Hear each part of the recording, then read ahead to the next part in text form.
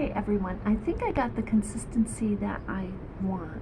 So, but look, it's much larger than I want. So, let's take a look here now.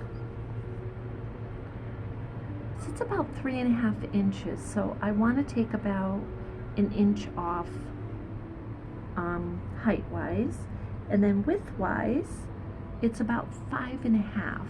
So I really don't want it 5.5. So I want this to come up. I want that to be showing a tiny bit. And let's say I want to be able to slide it in. So look, I'm going to get probably two. I have enough here to make 2 lip balm holders. So now I haven't added the fabric yet, but I'm just measuring. So I'm going to cut it because, and I'm gonna cut it, give myself a little space because I want to overlap it a tiny bit when I sew. But I'm just gonna cut it off right there. I'm taking a number of inches off there, and I'm going to be refining the consistency or the piece itself. So I want that to be up there a little bit. So I'm going to take, but I want to be able to sew the bottom also. So I'm going to take off just a tiny bit.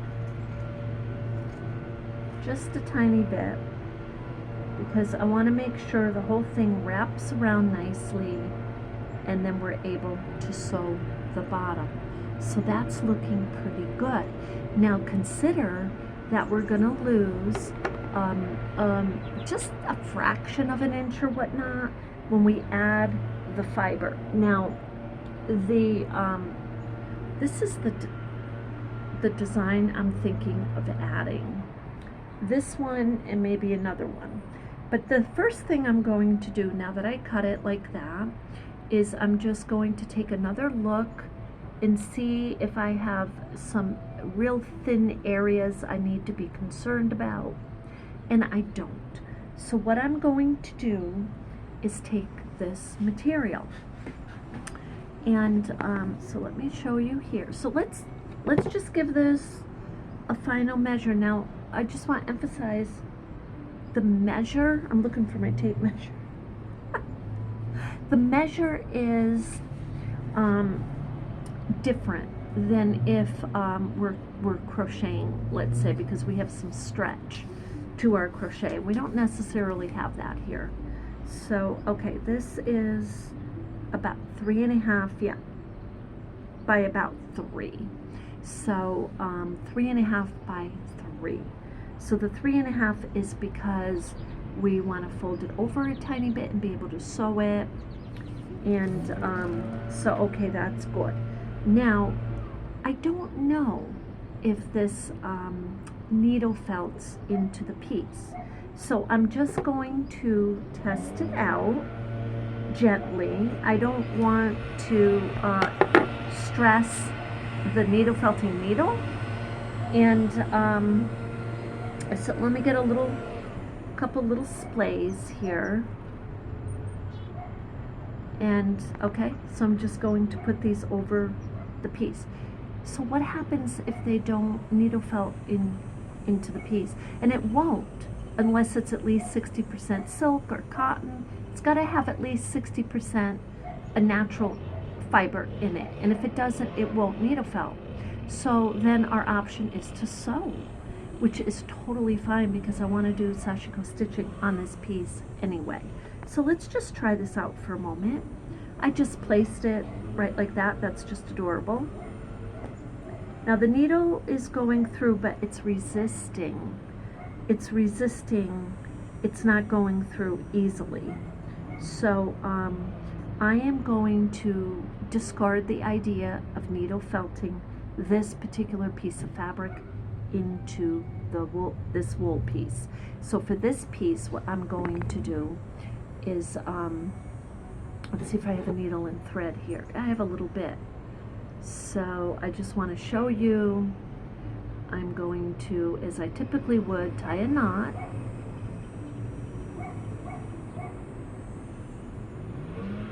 I'm sorry about that.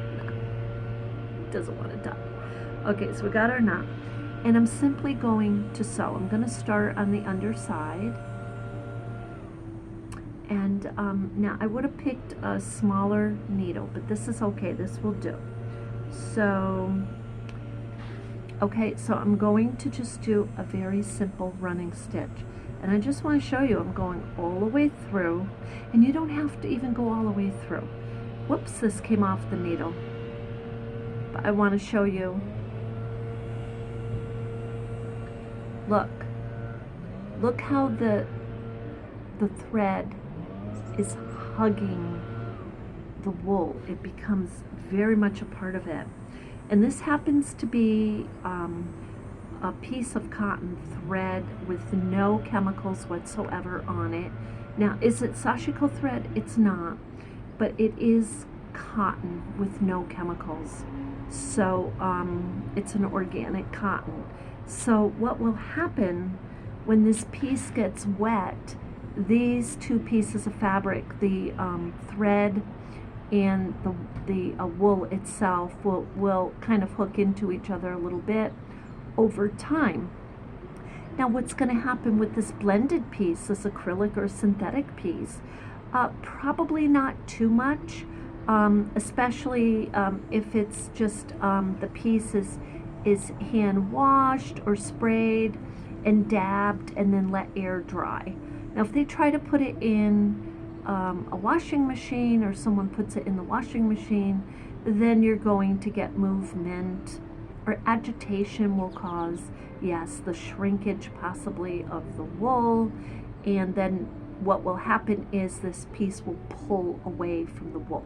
So you always want to say spray, especially a piece like this. I mean, this is going to be for holding chapstick, so, and it's an artwear accessory piece, so you just want to say spray and let air dry, and that's the very best. So so with that, I'm going to continue to sew this piece on, and then in the next clip we're going to sew, I'm going to put more running stitches in here, but right now, and then in the next clip I'll have completed the running stitches on this little piece, because I want to do some whip stitching on the sides of it, and I'll show you what this looks like when we get there, and then we'll sew this together.